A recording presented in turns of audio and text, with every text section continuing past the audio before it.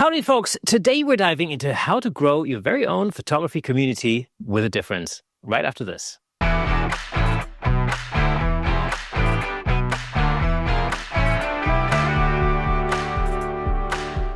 Welcome to Camera Shake, where we bring you the insider scoop on all things photography and videography, giving you a unique opportunity to stay ahead of the curve. And hey, if you haven't already, make sure you sign up to the Camera Shake mailing list over at www.camerashakepodcast.com. We've got some awesome stuff coming up soon, so make sure you get your name down on that list ASAP. Now, without further ado, let's give it up for today's special guest, photographer, journalist, community builder, and founder of SheClicks and Camera Jabber, Angela Nicholson. Angela, good to have you on the show. Hi. Thank you very much. Thanks for inviting me. It's an absolute pleasure. It's been a long time coming because actually, I think a mutual friend of ours introduced me to you at the photography show like 2 years ago. Yeah, that's been a while then. It's been a while, but here we are. Yeah. We've finally made it happen. So that's awesome. So for those listeners and viewers who don't know you, what are you working on in photography at the moment? Well, my priority at the moment is SheClicks, which is the community for female photographers that I created a few years back, and kind of expanding the remit of what that does these days. So we have a website. My background has always been in testing cameras, writing reviews of cameras, lenses, photographic equipment. And now I'm building up a sort of body of reviews for the SheClicks website, because whilst a lot of the time women may want exactly the same equipment as men, I don't think it necessarily should be assumed. So I want to make it clear that my reviews are from a woman's point of view, and wherever I can, I get the community involved in some of those reviews. Now, you mentioned SheClicks. SheClicks has grown into really a huge online community. What was your original vision when you set it up? Well, I didn't really have a vision as such. I was thinking I would create something that would be a supportive group for female photographers, because I knew lots of great female photographers who weren't necessarily getting the exposure that I felt they should.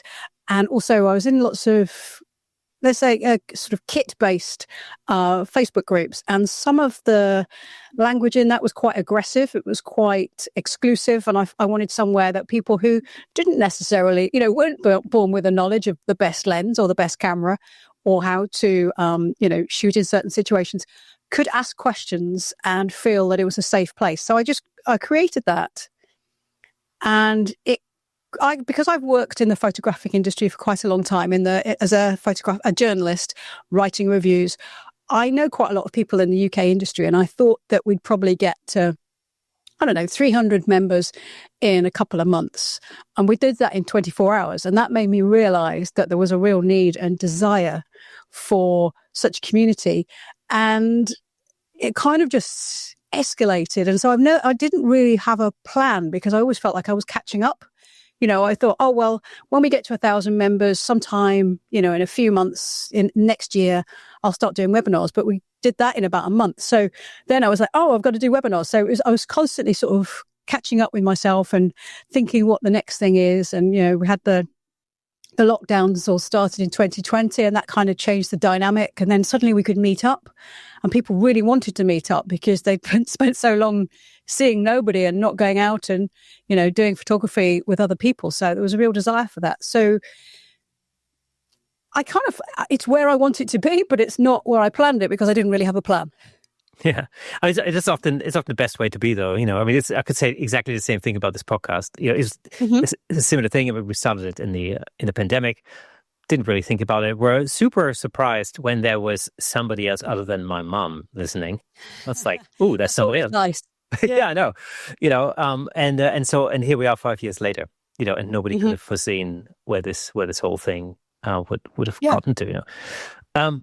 So it's interesting you mention the sort of the curiosity about gear, because I have a similar experience in that in particular in camera clubs, for example.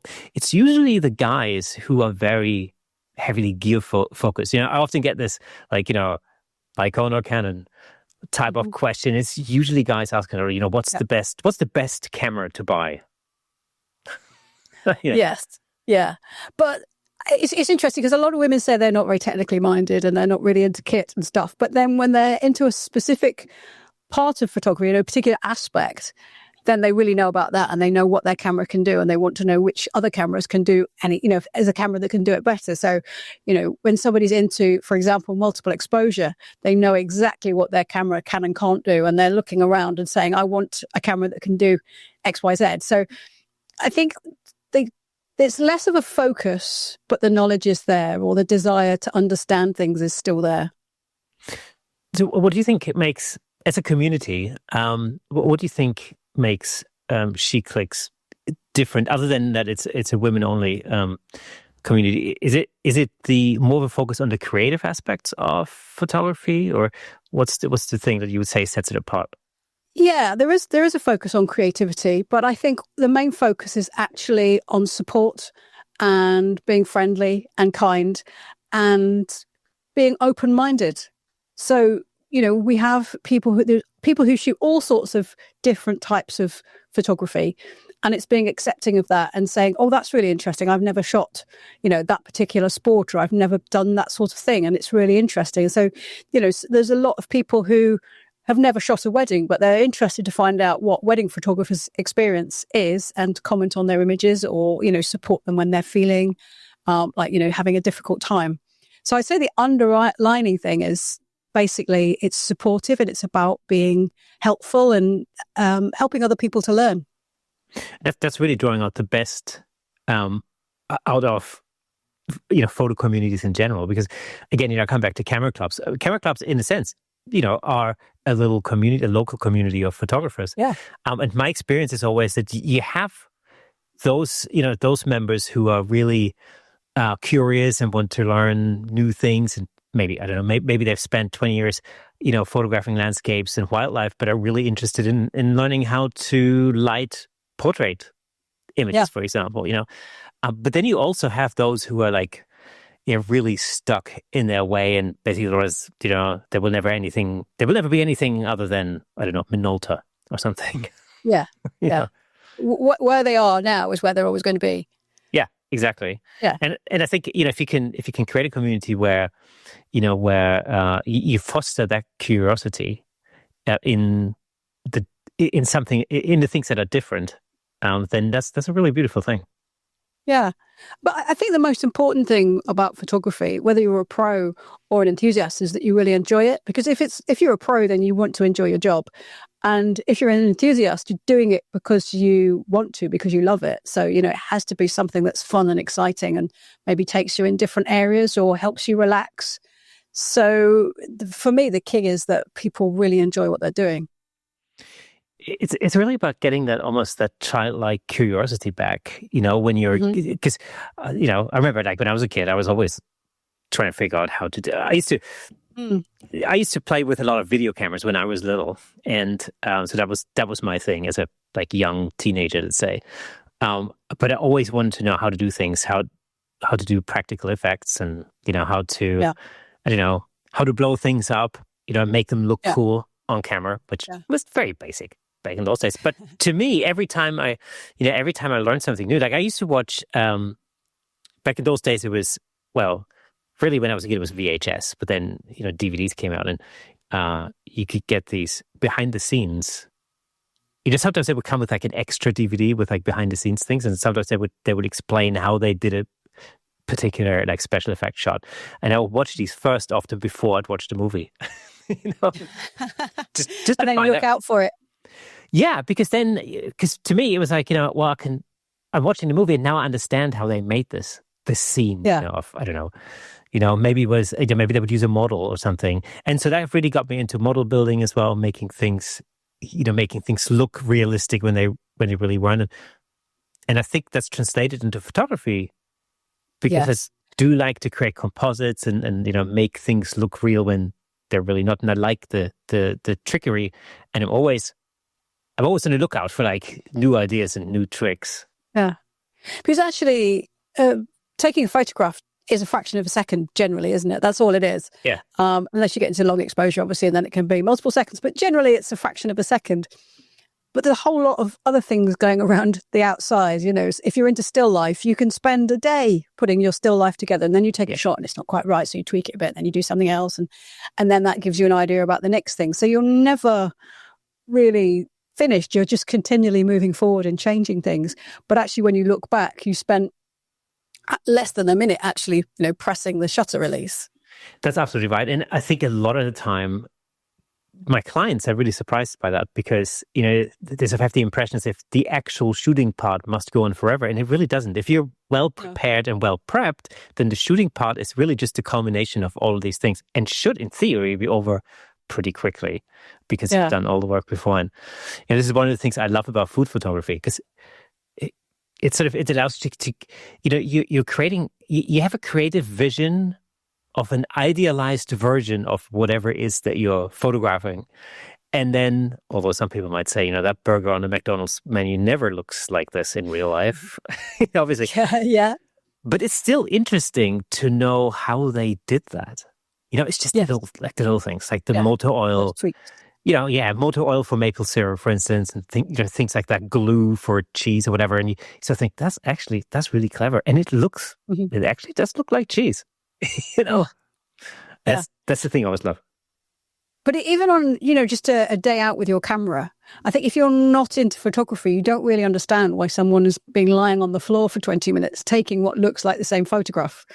But if you're into photography, you're down there getting a similar shot, or right next to them, holding some leaves back or something like that, because you totally get that they haven't quite nailed exactly what they want yet, or maybe the focus needs to shift, or they want a focus stack, or all these sort of things. You just get absorbed, and that's what makes a good hobby in a way, because it just pulls you in.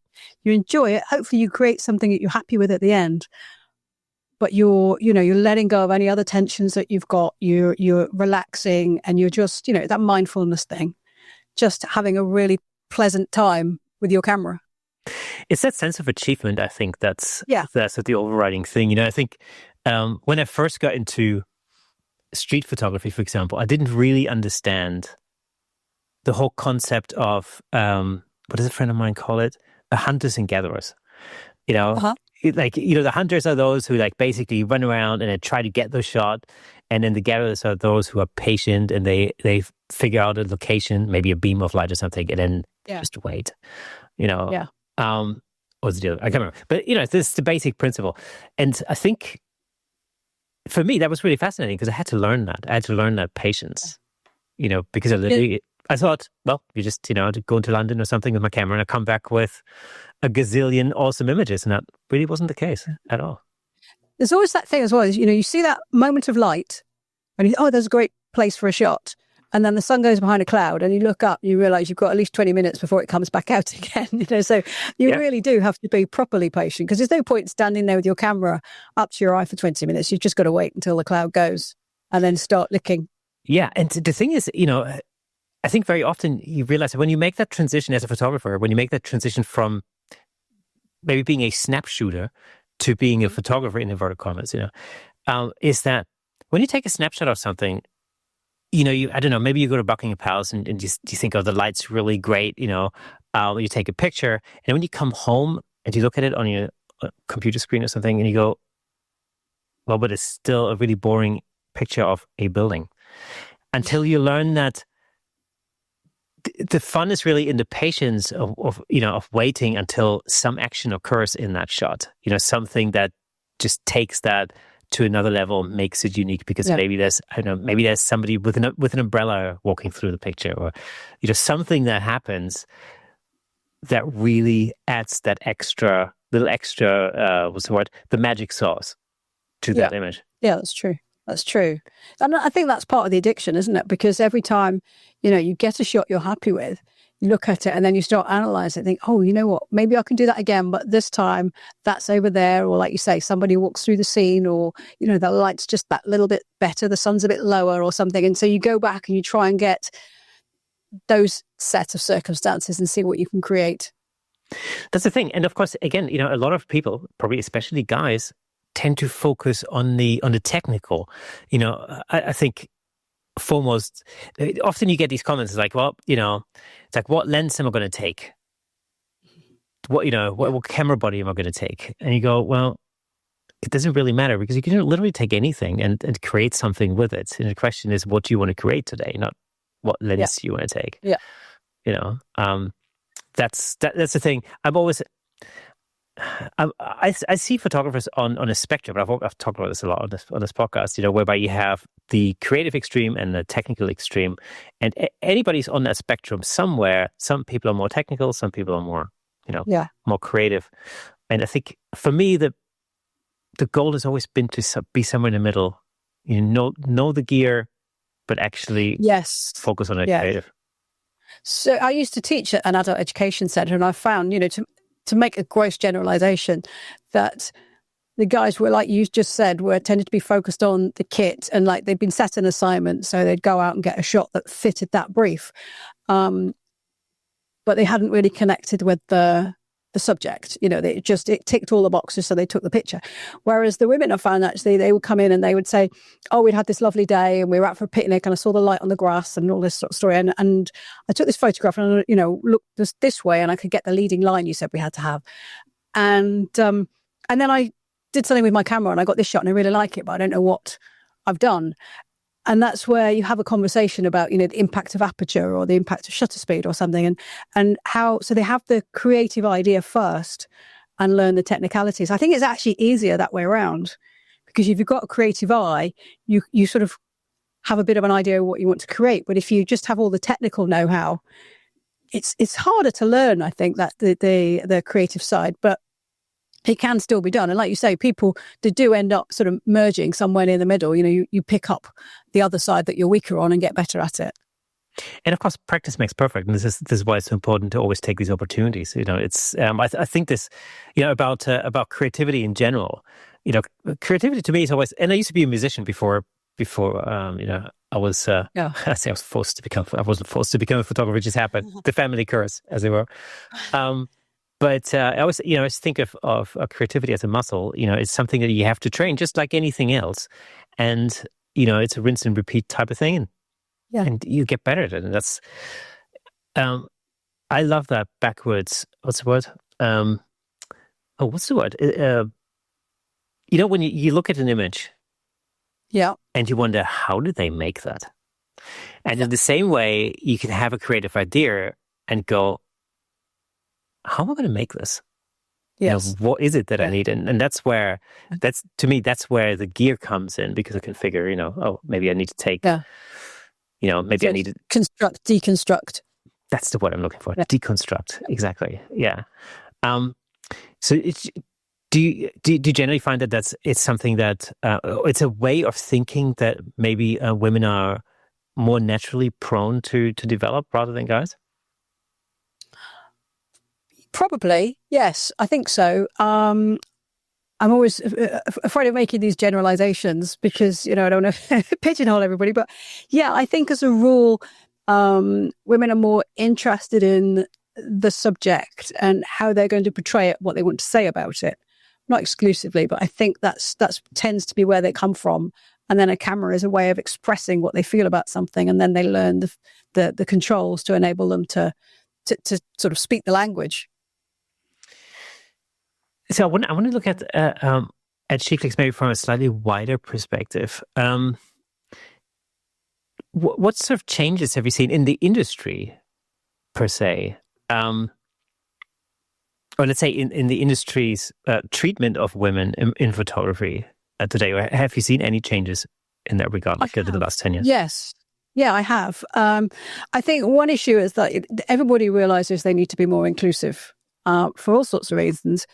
But sometimes it's hard when you need somewhere to go to find people that fit what you're trying to look at. Because, if you go to a lot of camera clubs, for example, they may have more men than women. There are some I know that are 50-50 and there are some probably got more women. But, if you sort of cast the net out into a photographic community or into the general photographic community and pull it in, there'll be more men in there. So if you want to speak to women, you need to go to a more female-friendly space.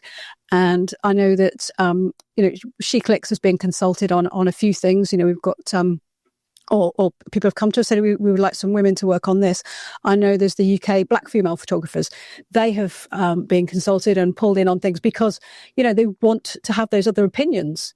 Because after all, women make up 50% of the population. So if you're only ever getting 5% of the input from them, it's not very helpful, and you won't attract those photographers who are women. So yeah, I have seen it improve. I think that SheClicks has helped. I hope it has. I know that Amateur Photographer magazine has a lot more women featured in the magazine. There are more working in there as well, I have to say, but a lot more featured. And it's not through any kind of, in the past they were deliberate sexist, but it's about women having the courage to go and submit, but also, we've got members of the AP team will post in the SheClicks group saying, hey, we want, submit something. So get involved. So it's about having those channels of communication. So I think I would say things have improved. There's still some way to go, but we're definitely getting there. It was really nice. I don't know if you've seen Three Leg Things' new Axis straps.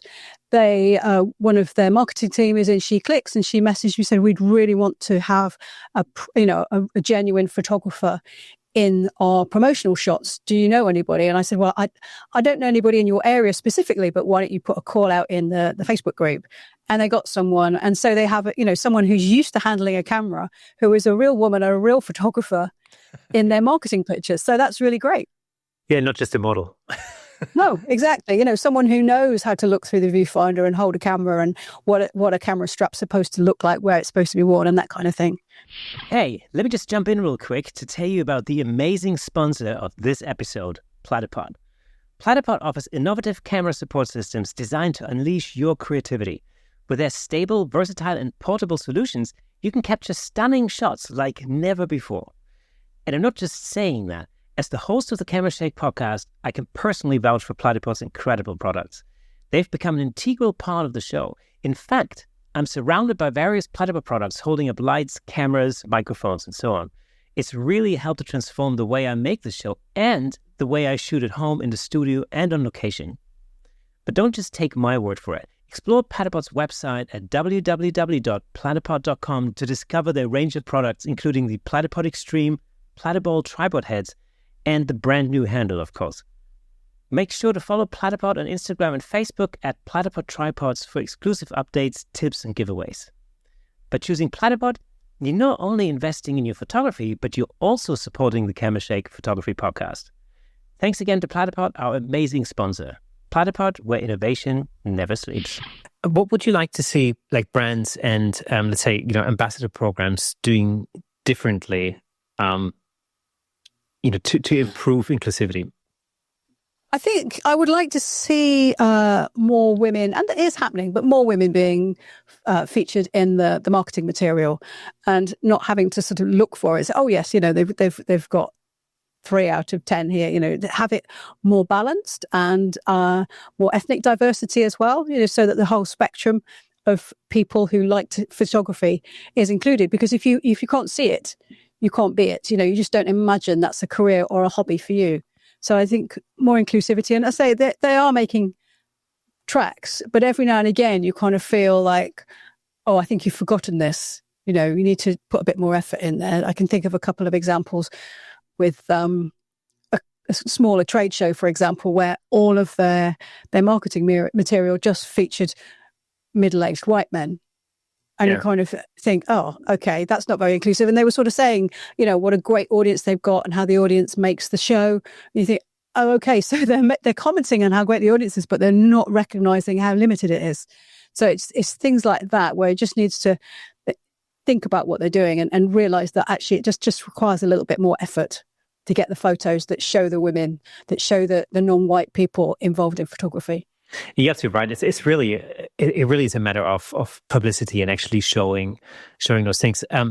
There's a good example that always strikes me. So every year I photograph an event, and it's the National Chefs Award event. And it's basically what it is. It's a cause for very young chefs to get a coveted and very, very difficult award in order to give them the opportunity or the chance to make it into like very Michelin style restaurants. So these I mean almost kids, I would say, are incredibly talented chefs and perform at a level that blows my mind every time, because it's complete. I mean, this is like, to me, this is like science fiction. I look at these things that they create. It's like not in a million years would I be able to. They have dessert chefs that do sugar work. Yeah, it's unbelievable. It's completely out of this world, and they have to create this under pressure. This time, their time limits, and all sorts of different things, and it's extremely difficult. These guys and girls are so talented, and yet, still I find in publicity pieces, there's such an emphasis on male chefs. When you look around, every time I shoot this every year, there are by far more female chefs than male chefs taking this very difficult award exam, and it just strikes me that there's an imbalance there between what you see publicly and what's actually happening. That's so yeah. There's all sorts of things that come into play. I mean, it might be that the girls are a bit more shy in front of the camera or whatever, but so it's a joint thing where you have to make people feel comfortable and try and pull them out a little bit so that they're happy to be featured. Yeah, I mean, it's it just strikes me that I see these talented chefs all the time, but then whenever a restaurant puts out their publicity stuff, the front cover of whatever magazine, very often features a guy, and you go, well, I know that's not representative of what's actually happening at all. Alongside SheClicks, you also run Squeezy Media. What does that business focus on? Squeezy Media is a company that I run with my partner, and it's kind of like an umbrella organization or company that the two of us have. And it's about sort of communication roles and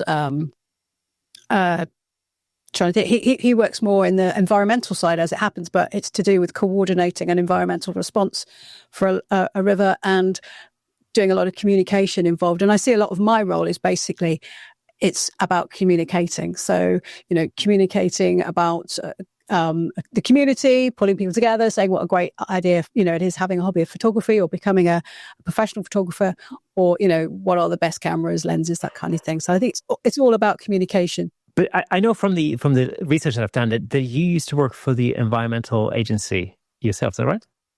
That's right. Yes. Yeah. My partner, we both used to work for the Environment Agency. So at one point I was what they called at that time a pollution officer.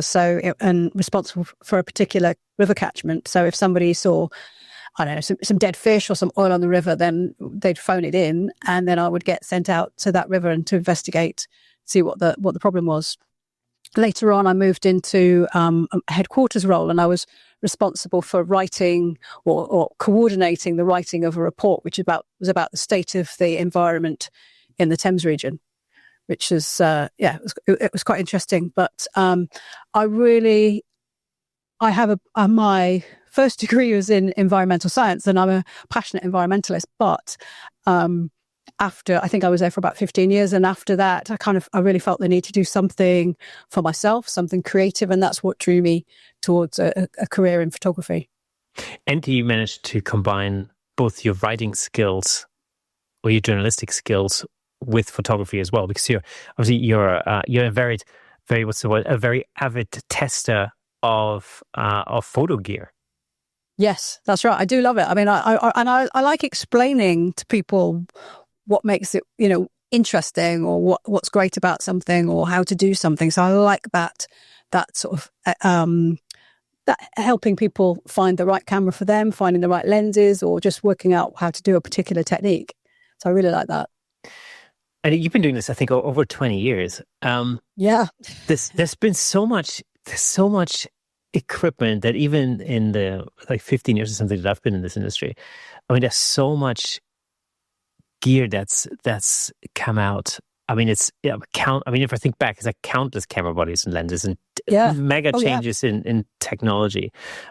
What is it that keeps it exciting for you? Well, it is that next thing. I mean, when I started working at Amateur Photographer magazine, that's where I first started working as a journalist in the industry. We were still mostly reviewing film cameras. And that was in the beginning of 2004.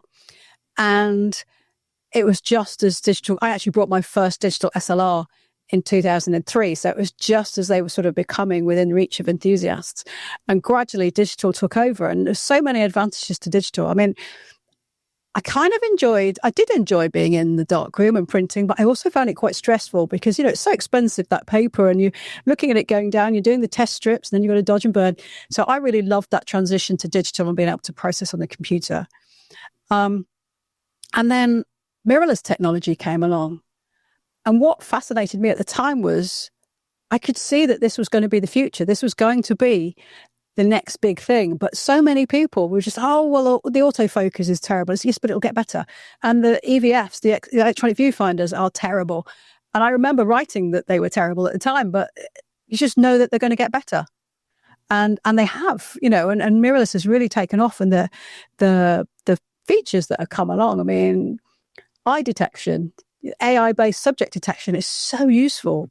It really transforms what you can do. And I love those bits of technology. And I always think that when you have a piece of technology, you can kind of think through what you maybe could do with it.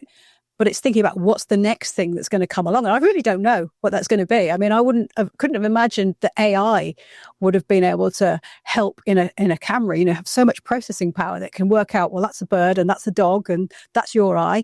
And it's not just your eye, it's your left eye or your right eye. It can do that. It's really clever. So I don't know what the next thing is, but I really love that side of things. Yeah, it's the thing that I remember the whole eye autofocus thing. And the first time I saw, and I think it was a Sony, but the first time I saw a camera detect a black eye on a black dog. Yeah. But how I couldn't even see that. How? I didn't even know what an eye was. Yeah. It's unbelievable. And having been on this journey with Nikon, I have to say it's been incredible to see that step by step improvement. And if I think the camera that I'm filming this with now, the Z8, right? It's just, I mean, to me, that's a spaceship. That's not even it's a spaceship with a lens. It's amazing. Ultimately, yeah. I mean, Nikon was quite late to get into mirrorless properly. Kind of messed around a little early, didn't it? And didn't do anything very impressive. But then when it brought out Z6 and Z7, it wasn't like, this is our first generation mirrorless camera. These are really good. They got criticized for a couple of things, like only having one card slot and stuff like that. But the basics of the camera was really, really good. And then they corrected that with the Z6 II and Z7 II. And I think, they're great cameras. Oh, absolutely. And of course, they've also taken chances. Just like Canon, but Nikon took a chance in changing the mount and making the mount, much larger, and basically forcing everybody to either use an adapter, which initially I remember people were like, "But that's not going to be any good," or to basically sell all of their old lenses and buy completely new gear. Although I have to say, I mean, I still use old lenses with the adapter, and I think it's fantastic. It works perfect. There are no words. Absolutely not. No, I mean, in fact, all of my lenses are enhanced in many ways. Yeah. Because of the autofocus improvements and all the rest of it. Also, you can roll a tank over those. That's the other thing. They destruction. Yeah. I have an old 72-200, which is probably I don't even know, it's like a first or second generation or something. That glass, and it's old, but it's literally. I mean, you can literally roll a tank over that thing, and it just won't die. So there's no immediate need for me to change that. But yeah, I think it's been across the board. It's been quite impressive. The thing that really, I think at the time really stunned me, how just when that transition was happening, we were going from DSLR to mirrorless, you had certain unexpected disruptors, like Sony, for example. A company that, well, I mean, I used to have a Sony Walkman and then a Discman. Yeah. A company that in my head made, tape recorders and things, or maybe TVs or laptops. And then all of us, PlayStation, yes, correct. Then all of a sudden comes out with, with cameras that were like unbelievable at the time. Yeah. Yeah, I was talking to someone about this the other day, actually. I remember when Sony announced the A7 and the A7R, first full frame mirrorless cameras, interchangeable lens. And I think they announced it the day before, but then they had a UK press briefing. And I was in the room and they had a table with, a tablecloth over something. I think there might be some cameras under that. And they pulled it back. And honestly, it was the only time I really remember there being kind of an intake of breath from the journalists. Because we knew they were small, but we weren't quite prepared for how small, for full frame.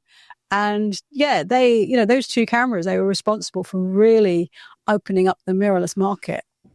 And you mentioned earlier, that eye detection had been around for a little while, but it was Sony that made it work in continuous autofocus mode. And suddenly it's like, now I'm interested because now it's genuinely useful. Because if you're shooting a portrait and, you focus on the eye and then you move slightly or the model breathes in or something, if you're shooting at, 1.4 or 1.8, that makes a difference. But if you've got continuous AF and eye detection, it's very helpful. And I tell you, for me personally, it makes a huge, unbelievably incredible difference. As a portrait photographer, for example, it allows me to get away from behind the camera, and I can rely on the technology to basically find that eye and make sure it's in focus. And I can communicate with the model without having that chunky camera blocking the view. And I found that incredibly useful. The other thing, of course, with a lot of contemporary photographers, video has become such an important part of what I do, that being able to rely on the autofocus or the eye autofocus in video as well is incredible. It completely changed how I do things. Also with the Z8, for instance, the fact that I think can distinguish between an eye and a subject and automatically focus on whatever is in the frame is extremely useful. It's made such a huge difference in terms of. Oh, it really has. It really has. I was at a workshop yesterday at the Fujifilm House of Photography. They've got Fujikina on in London. Oh yeah. And the workshop was being run by Tiggs Rice. So she was talking about we were photographing a burlesque model. And I think there were 9 or 10 of us in the group. And I realized I was one of the few people, maybe only one other person was using the viewfinder to focus. Everybody else, very experienced photographers, they're all looking at the screen because they can. And it's just as you say, because then they can look over the top of the camera and talk to the photographer. And, and that's with a medium format camera they were using. You imagine? I mean, the focusing on medium format is so fast and the AF is so good that you can hold a camera like that to take that kind of shot. And the thing about I have sort of a split opinion about this because obviously there's a lot. It's very useful in many different situations, but I love the viewfinder because it draws me into the image. It just shuts out all the noise around me and it just completely focuses me on the image. Yeah, that's my feeling about it too. And also you've got the diopter adjustment as well. So, if somebody uses glasses and they've got to hold the camera at the right distance, or, they've got varifocals, can make it tricky to use the back of the screen, screen on the back of the camera. So, yeah, I prefer that blacked out, really focusing on what I'm doing. Yeah, it just kind of draws you in, and I find it's much easier to make sure that the corners of my image are okay. I actually find it easier to make sure that things are aligned properly. For some reason, it just focuses my mind on those. So when you test a new camera or a lens, what is your focus? What is your process, I should say? And has that process changed as the technology has changed? It has a little bit, yes, because it changed because there is so much in a camera now. I don't think it's actually physically possible to test absolutely everything to the nth degree. So I tend possibly a little more generalist, or I might pick out the new features or something that's particularly interesting. But the basis is the same, making sure that everything is working as it's supposed to. And to be honest, there aren't as many surprises now because, generally most cameras get the exposure right. And with a mirrorless camera these days, generally the viewfinder reflects the image that you're going to get, but you can't assume that. So you do need to check. And I feel a bit more creative freedom these days. Sometimes I think there's more emphasis on some of the color controls and things like that in cameras, the creative options. So I tend to do a little bit more on those than I might have in the past. Whereas I think in the past, it was very much about this image looks exactly like that scene that I photographed. Whereas now I was able to create this image. And, you know, I might consider doing some long exposures or a bit of ICM or something. But generally, I wouldn't probably put I might take an ICM image as a nice creative shot. I wouldn't draw many conclusions about the camera's quality as a result of that. But yeah, I think I have a little bit more creative freedom. Still look at things like noise control, because that's obviously a very important aspect, particularly as resolution goes up and up. But also, actually, I use Adobe Camera Raw more than, I don't really use Lightroom very much, so same engine. But now the noise reduction capability in that, I think it's really worth looking at it, so you can sort of say, well, if I wasn't using it, I'd put the ISO up this high, but if I am using it, then I feel safe going, you know, 1 stop more, maybe 2 stops more. So yeah, looking at the technology as a whole, the end result, I think has become more important. So I think that's actually a really good point, you know, to look at, you know, a camera in conjunction with the post-production process. I find it in sports photography all the time. So one of the things I do very regularly is I shoot boxing events. And of course, often you're in a venue that's not necessarily perfectly lit, and you're trying to shoot fast action, you know. Yeah. And so you got to keep your shutter speed up, because otherwise you just create too much motion blur. Or actually, it's not even the motion blur that's a problem. It's actually just sharpness, just in general. Yeah. Motion blur in those instances can actually be a really good thing, but sharpness is that's the main aspect. And then, you know, of course, you're pushing the ISO up, you know, as high as you can, and you end up with noise, and then you have to, you know, use some kind of noise reduction later on. And just being able to knowing how far you can push the camera in conjunction with the noise reduction in Lightroom or Camera Raw will then just allow you to go, yep, I can push that to 6,800 without any problems, because I know it'll be fine afterwards, you know, or in extreme cases, even higher than that. You know, I've seen people shoot at 10,000 ISO without as much as a flinch. You know, traditionally, I used to get nervous. Did anything over 2,600 or something, you know. But I mean, you look at what you used to get at 1,600 film. Yes. Good grief. Yeah. We've really moved on.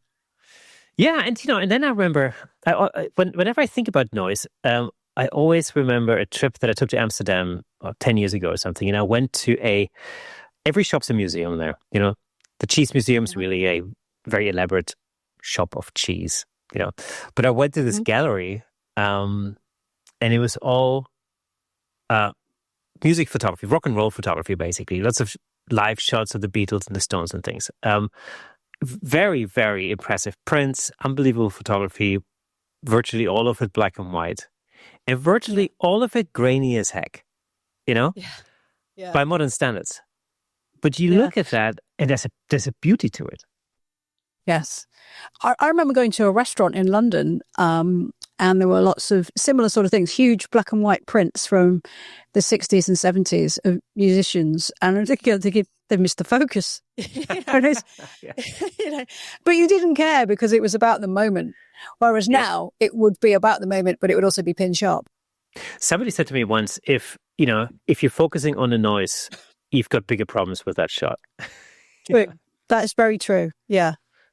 Yeah. So yeah. I mean, this is how I think about that in sports photography a lot, because, you know, I sometimes, in order to get the shot, I will push the ISO, you know, beyond all good and evil, and often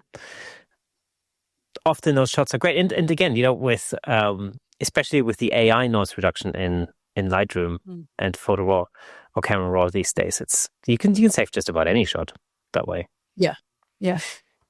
What is your sort of attitude towards AI? Because I remember earlier you mentioned you're wondering what the next sort of big thing is in photography. Is AI the next big thing in photography, or what kind of impact is it going to have? Well, partly, yes, it is. But partly I kind of reject it because there's two types of AI. There's the AI which helps us get subjects sharp and reduce noise, and the sort of analytical stuff, which it's still your picture. It's just it's been analysed so you can get some of the noise and there's still sharpness there, or it's helped you identify the subject and get it sharp. But then there's generative AI, which is a whole different kettle of fish. Now, personally, obviously, one of the beefs with that is that it's often been taught, or it's been built using other people's images without their permission. And I think there's a bit of a misconception that if somebody says, make me a picture of an owl, it actually goes and steals someone's picture of an owl and plops it on the page. It doesn't do that. It's basically learned what an owl looks like and then recreates it. So it's not a straight swap. You're not actually looking at somebody else's picture. You're looking at the generative AI's understanding of what an owl is, which is why sometimes, it might have an extra claw or a wrong toe or something, Yeah. But it's going to get better all the time and it's not going to go away. So I think there's probably going to be, more regulation of it, more understanding of what it can do, because obviously there's all sorts of repercussions. Yes, there's the issue with photographic competitions, but more importantly than that, there's the ability to change people's perception of what actually happened through making it up. That is a massive issue. But in terms of the other things that AI can do, I think it's great. It can save a lot of time. It can help you take better pictures. It can help you clean up your pictures. And so it's interesting to see what the next thing will be. The thing about generative AI, and I tell you where I did a shoot recently where it really it made such a big difference. It saved me hours and hours of time. It was essentially it was a graduation shoot. And I probably shot about, maybe 90 portraits, I think, something along those lines. And one of the things was that there was a lot of work to be done in taking out bits in the background and especially extending the backdrop, I think. Was the thing. And generative AI made that an absolute breeze. It was unbelievable. That literally saved me countless hours. I mean, it's kind of an extension of content-aware fill, isn't it? Yes, exactly. But just taking something, but on a hyperdrive. Yeah, but I think it's different if you take that photograph of that graduate and put them, I don't know, in a Parisian street or a bar somewhere, or just completely change it. Yes, that can be done. I don't think it's a great use of AI. Yeah. I mean, it could be great creative use, if that's the kind of thing that you want to do. But I think, in terms of, I'm just saying that purely from a practical, working photographer's life type of point of view. Yeah. That tool, it literally saved me hours. It was, one of the things that I found really impressive was the fact that you really don't have to worry about the masking very much at all. It's just so good, Oh, yeah. Whilst even with content-aware fill, you had to mask things very carefully and things. With this, it's through your brush. Yeah. You brush over it. It's so useful. If you do a little bit of product photography, you think, I just need to lift that a little bit, select subject, away you go. That's it, done. You just then boost the exposure or take the shadows up or something. But that used to take forever. Yeah, absolutely. To select something. Obviously, if you push things too far, it becomes as obvious as it always was. But it's about understanding what you can do. But yeah, it's amazing that subject selection. Yeah, it's subject selection is fantastic. Even in skin retouching, I thought I found it made a huge difference. It's not. I would probably say it's not quite at the same level as really hand retouching a portrait, in a traditional sense. But commercially, if you're doing, 40, 50, 60, 80 headshots, at an event, for example, it can really save you a ton of time. And it's worth remembering what actually the end use of that image is going to be, because the chances are it's probably not going to go bigger than 8x10. So if even. Even that, yeah. It may just be seen on a phone. So you don't need to worry. It's great if you zoom in and it's all absolutely perfect, but and that's how photographers tend to work. Everything's done at 100%. But actually, if you zoom out to the realistic usage, then it looks great. That's it. I mean, I always say this, about my headshot retouching process, for example. If I'm shooting, I don't know, email signatures that are like 190 by 190 pixels, like I'm not really going to spend a lot of time on the skin retouching. No, not so much. Yeah, exactly, because it's pointless. Over the last 20 years, what would you say was like the biggest change in technology that you've seen, through reviewing gear?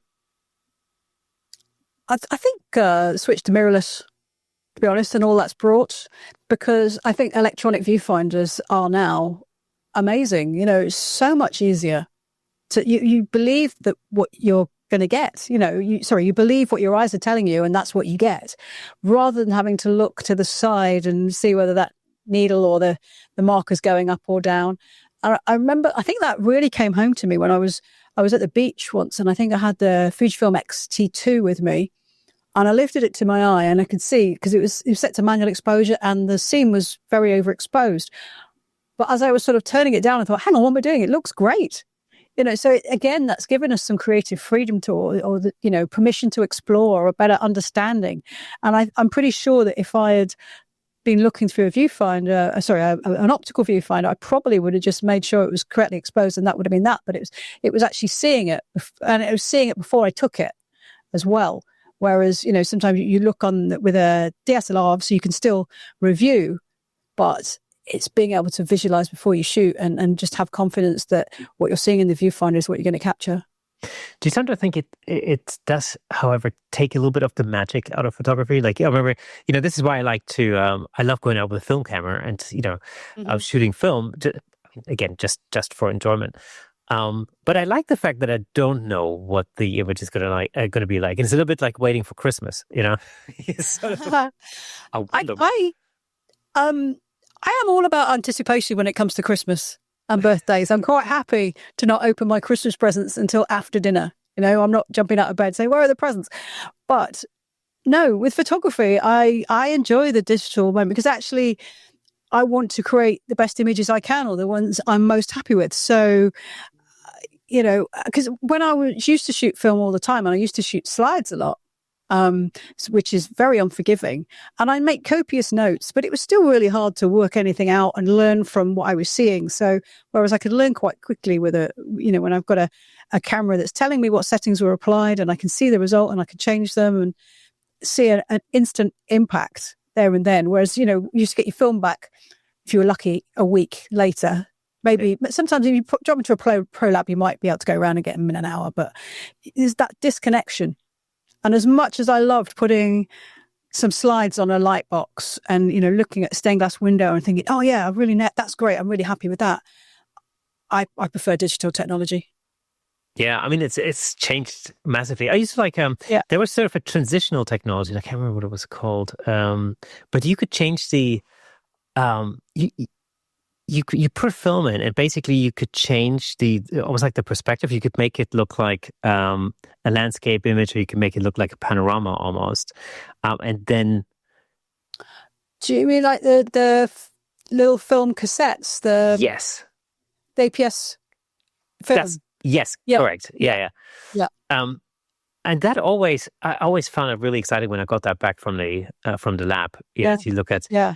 You look at the thing, you go, whoa. And of course, the way that was done is actually fairly simplistic by modern standards. But nevertheless, like taking that out of the package, and go, oh, wow, it's quite exciting. Pretty amazing. I still, actually, aspect ratio, which is basically what you're doing there, you're changing the aspect ratio through a mask, aren't you? Is one of the things I'm very enthusiastic about using at the shooting stage, because all cameras, I think, pretty much exclusively have the option for you to change the aspect ratio. Some make it easier than others. I mean, Fujifilm GFX 100 RF has actually got, I think Panasonic's had one before, but a dial that you can rotate to change the aspect ratio. And it's just such a quick and easy way of doing it. And it makes you make that compositional decision at the shooting stage. I think a lot of people decide that an image is going to be square when they're looking at it on the computer. And that may or may not be fine, but I think if you do it at the shooting stage, even if you don't change the aspect ratio of the image, but you think this is going to be square and you compose it in a different way, just remembering what you're going to do with it. So having those aspect ratio controls, I co-led a workshop in Brighton just about 3 weeks ago. And the thing I was talking about was the controlling color and aspect ratio, because I think they really help you learn about composition. Absolutely. And it's probably one of the most underused function on most cameras. I use it on my Nikon. I've been doing a series of portraits in a particular style that I call 3 heads in a row, where I basically create 3 square images of the same person. And I think there's 2 things I do actually. One is I change the aspect ratio to square because it helps me visualize the image much better. And I never used to do that. In the beginning, I just used to, change the aspect ratio on the computer afterwards. But I found that actually doing it in camera, it helps. I mean, first of all, it actually speeds up the process because you don't have to fuff around with it in post.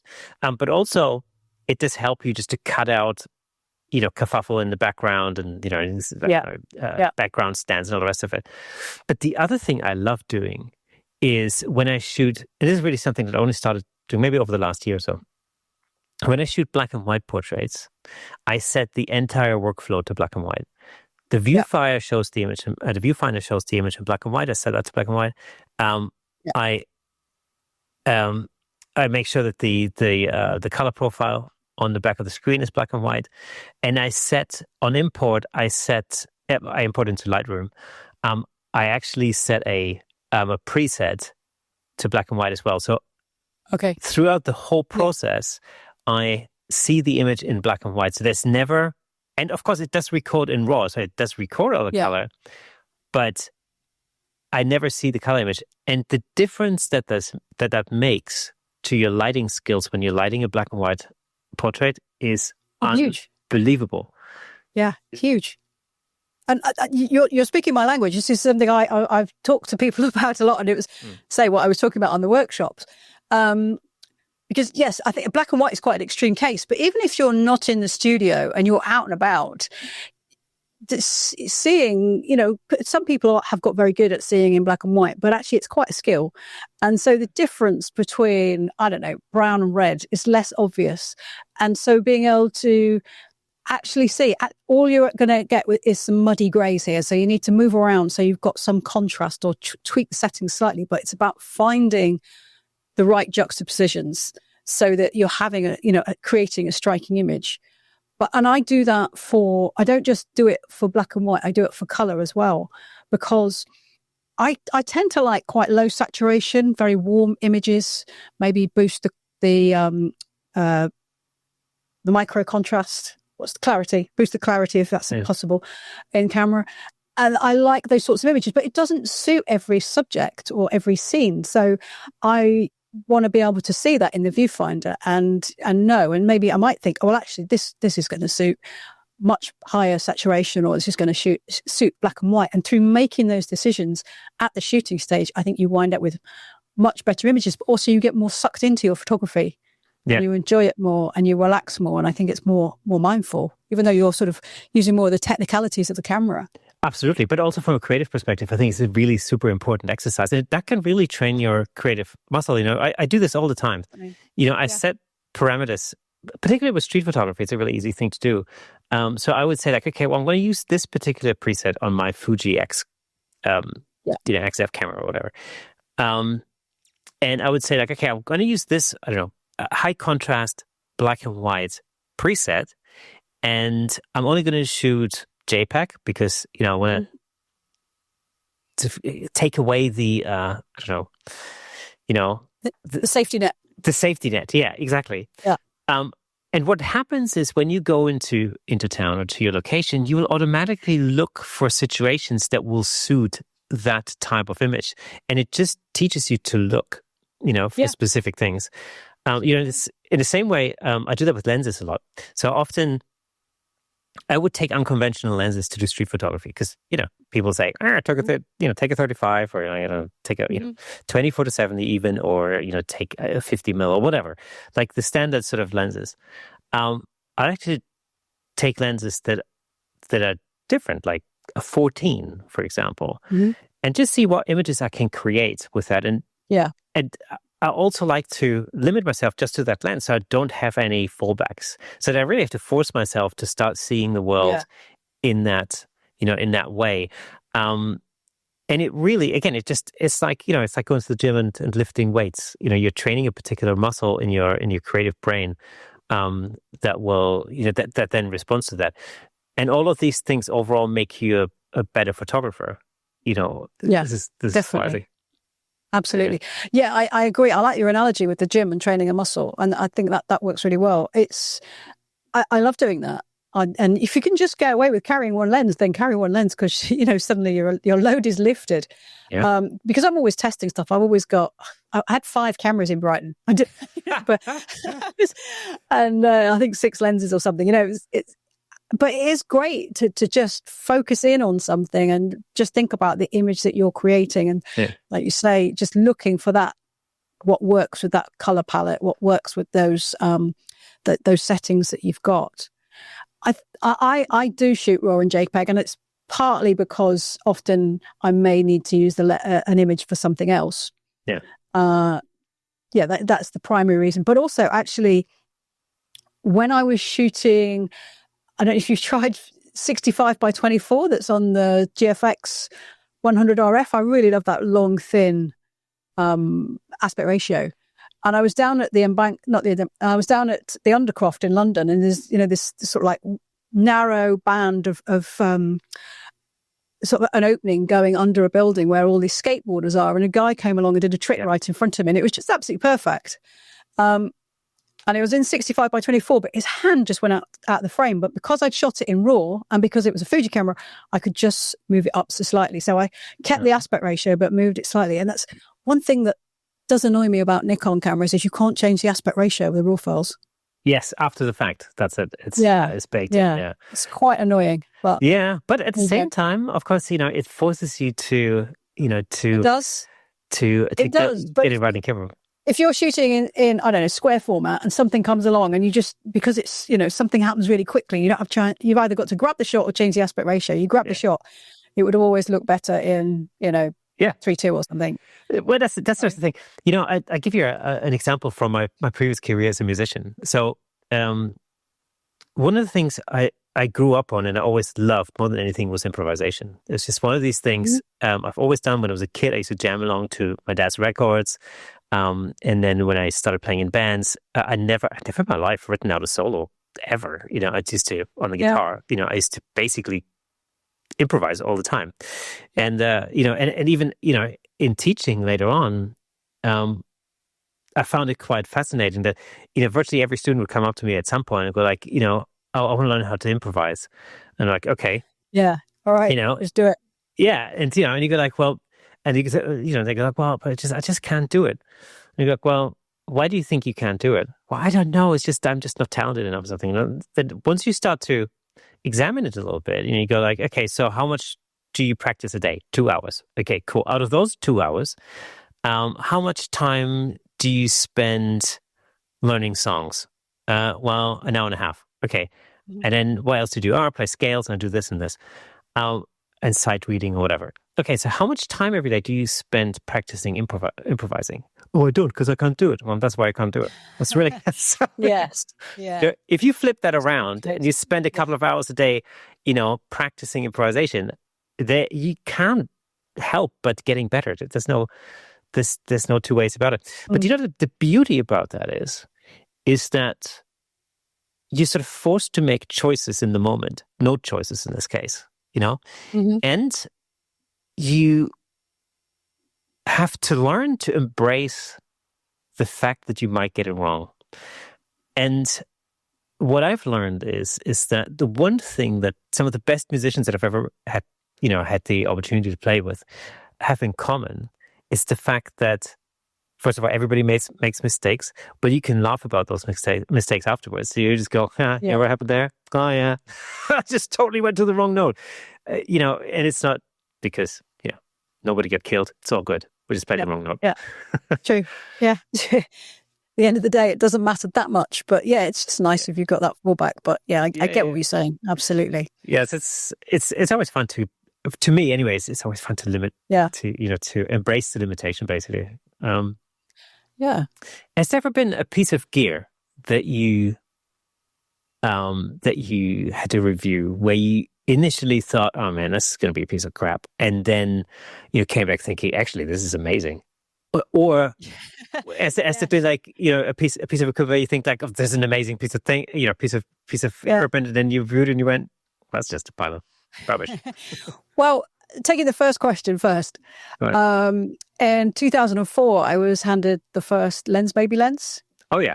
I don't know if you remember what that looks like. So it's squidgy, concertinery, plastic barrel, rubbery barrel, almost like the back of the tube on a hose pipe. Not a hose pipe, sorry, a vacuum cleaner. Yeah. And an issue like, what the heck? Okay. And I was walking around London, and I don't know, space of about 15, 20 minutes, I started thinking, well, this is fun, actually. Yeah. And, and I really enjoyed it. And it's particularly for someone like me who at the time was doing, well, I still am doing lots of, technical analysis of images. Is the sharp? Is it, what's the fall off like, and all this sort of stuff.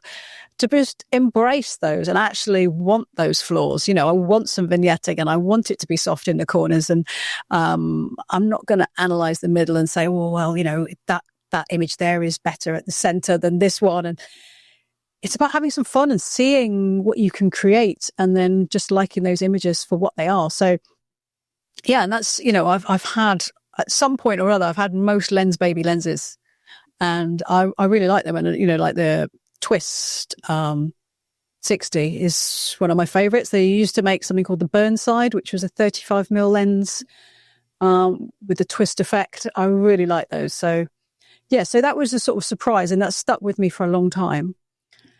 In terms of stuff that's supposed to be really good, I mean, there's so much testing goes on these days before anything comes out.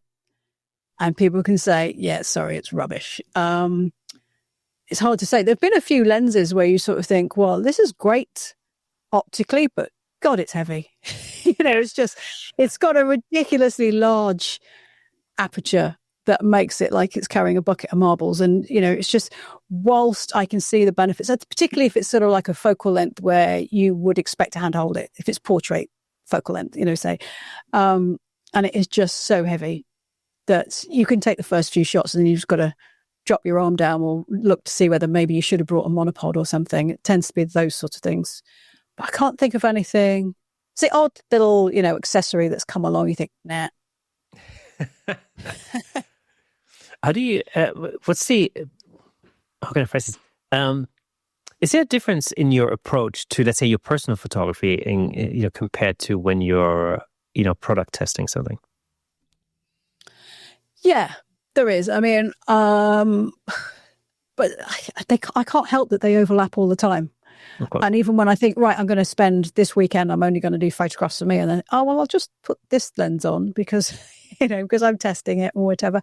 And that's what I was saying. I do feel I've got more creative freedom these days. And that's part of what, because of SheClicks and the amount of creative photography in there, I think I have more freedom to say, this doesn't look like your typical image that people might put in for a review, but I'm very happy with it. And this is what I've done. But I need to make sure that I shoot with all of the aperture settings rather than just shoot everything wide open, because, whilst that might be a style I like, that's not going to tell me everything I need to know about that lens or that camera. And, I need to shoot at very high ISO so I can say with certainty whether it's any good or not at those. So, I would sort of probably impose limits when I go out myself. At the weekend, I was photographing my partner's in a band, and I was taking some photos, and it was one of those weird gigs where they just had no lights. So they didn't become too long where you thought, yeah, there's no point now, and I just stopped because there's no point in pushing it. Yeah. That's, I learned, I started photography in those conditions because, I used to, like I said, I used to be a musician. I started by photographing my friends on stage, really as simple as that. And so for years, actually, I didn't know that you could actually make a photo at anything smaller than, let's say, f1.8 or something. Because in the environment that I shot it, that was the thing, is wide open, and that was it. Yeah. Because every time I changed to f8, it's like, well, there's nothing on the photo. It's only when somebody said, you can go out in the actual sunlight and take pictures out there. Yeah, there's daylight out there. Yeah. What are your own personal projects that you're working on that you've coming up? I've constantly got kind of projects going on in the back of my mind that I often don't end up shooting. But something I think it's maybe because I'm still waiting for the perfect lens, but we've got a little dog that I like a lot, and I photograph him constantly. And what I want to do, I've done a few shots on it, but I quite like maybe a 35mm 1.2 or a 24 really big aperture lens, so you can get him in context, but actually it doesn't make the house look really messy, So capturing the everyday dog doing what he does, but just use, in his own environment, but using a wide aperture to just make it a bit more attractive, I suppose. That kind of thing. I also I was thinking about photographing him with flash, various situations. I do like long exposure photography quite a lot, so that's what I was doing, as well as the stuff with the colour and the aspect ratio. We were doing a bit of long exposure photography in Brighton. I've got a weekend with friends coming up in Devon, and we're all going to be doing our own thing there. So it's going to be probably a bit of black and white, some long exposure, just relaxing into the coastal vibe and getting some nice shots. So I don't have, I quite like street photography, but I don't have an ongoing project. So it's just types of photography. I like music photography, but my partner's only just got back into a band, so that's just coming back in again. Yeah. Yeah, music photography actually is super interesting. I mean, I got more and more into it, over the years. Obviously, I started just by I had one camera and one, nifty 50 cheap plastic 50mm lens, and that's how I started. It was, it was a fun thing to do, and then it got more and more elaborate. Starting point. Yeah, absolutely. Yeah, I mean, again, it's all about limitations. I found this in music actually. It's exactly the same thing. It's no good having 20 different guitars. If you can really learn how to control one instrument, you're probably going to get a lot further. And that's always the thing. Point. Yeah. So, do you remember the first camera you ever bought? I do. Yes. When I was about 9 or 10, I went to a school summer fete and I bought a box brownie for 15p. Yeah, it was second hand. I should add. Okay.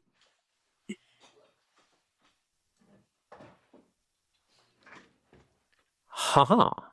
A lot like that. Yeah. Oh, yeah. Cool. And I distinctly remember loading it with film. I went to Boots, the chemist, with my dad to get some film, and I remember being really surprised that they said I could put colour film in it, because I thought it was a bit like a TV and an old, it would only take colour. It would only take black and white, but I could put colour in it as well. So, yeah. Yeah, these are amazing. I just recently cleaned all the optics in there, and it's unbelievable. It's unbelievable how clear it is. It really is fascinating, I have to say. Yeah. So, yeah. I've still got it. In fact, I've got two now, because when I was at AP, Amateur Photographer magazine, Damien DeMolder, the editor, gave me one and said, "Oh, you can have that for your collection." I said, "Well, thanks very much. I have actually got one, but I'm not going to say no to another." So I should put some film in it. Give it a go. Yeah. And again, it's one of these things. I think to expand your own skill set, just for fun, it's really worth trying out these things, whether it's a box brownie. With this one, this is this was given to me by my mother-in-law, and she found it in the attic, in fact. Oh, wow. I think it was her, I think she said it was her grandmother's camera, something like that. Oh, wow. But it seems mechanically sound. I cleaned the optics. It's not that much to go wrong. Exactly. There's hardly anything in it. Yeah. So this shall be the next project is, is to run fun. Through it. Do you remember in the early days of digital photography where there were a couple of companies trying to develop something that you could put into a film camera to turn it digital? Well, yeah, Or is this, going to be the thing that was going to make everybody be able to be digital without having to spend money on a camera? But it never came to pass. But it'd be fun in that. Oh, absolutely, yeah. And there is. Who was I talking to the other day? I think it was Michael Mann. I think I was talking to somebody who basically had converted it was something like a Mamiya RB67 or something like that into it with a digital back into a digital back thing. More feasible, I think. Yeah. Yeah. So I thought that was an interesting idea. Then I came across, so by chance, I came across a number of items. This will sound weird. So my local camera club knows that I like to collect cameras, basically. I'm a bit of a nerd when it comes to that. And so somebody contacted them and basically said, I've got a couple of cameras, at a warehouse. I want to get, as a storage facility. I want to get rid of them. Do you know anybody who might be interested? And so they emailed me, and I emailed the guy back and said, yeah, sure. Let me have a look at it. Beautiful. Anyway, so I turn up and he has these 2 cases and he goes, well, these were used by the intelligence services in the early 80s. Wow. And I'm like, what is this? Yeah. So it turns out one of them was the late 70s, early 80s night vision, a laser night vision thing with phosphor screens inside and an Olympus camera attached that you could attach to the back of it. Wow. So that was one thing. And the other thing was the same Olympus camera, but with a Polaroid back. And so the idea, was that when they were obviously on surveillance operations or something, not only could they take a picture of what they could see through their night vision thing, but they can also then create basically an instant Polaroid to hand to whoever to immediately distribute or something, right? Wow. And for those mind boggles on the quality of those results. Well, I mean, that's the thing. I haven't been able to test it yet. You imagine it being held up in court. That looks like me. Yeah. I mean, it was very, when you look at the actual contraption, it's like, it's all custom built and you go, yeah, this is actually, it's actually quite clever. I mean, in one way it's simple. Yeah. But on the other hand, it's also strangely ingenious, Yeah. I think there's a few examples where it can be done, and it's great to investigate that technology, but the end result isn't going to quite do what it needs to do. Yeah. But through doing it, you learn a lot, and it might just be don't do that, but sometimes it be what you need to do next, or an application that it may be useful for. Yeah. I think that's one of the things that I've always enjoyed about photography is that you can really be experimental and try out different things. And again, I come back to like a music analogy. I used to do this as a kid all the time. I had a number of different guitar amplifiers, for example, and I would like daisy chain them together to see what the sound would be, and just play around with all that kind of stuff. And I still think there's so much in photography that you can do where you can experiment, whether it's learning a new technique like stacked focus, for example, or there's always something that you can do to expand your horizon. Yeah, definitely. Yeah, it's really interesting. When I was still shooting film, I bought a Mamiya RB67 Pro SD. Yeah, and I found switching between that and a 35mm SLR, film SLR, was really beneficial, because the Mamiyas are big, hefty things, and you rotated the back, didn't you, to go between landscape and portrait orientation. And it was definitely, some people could handhold it, but it was more likely to be used on a tripod. So it really slowed you down. Oh, big time. Yes. And I think, because you had to wind on the film and crank the shutter. And I think it took 2 cranks to do it. So, you weren't doing anything really quickly.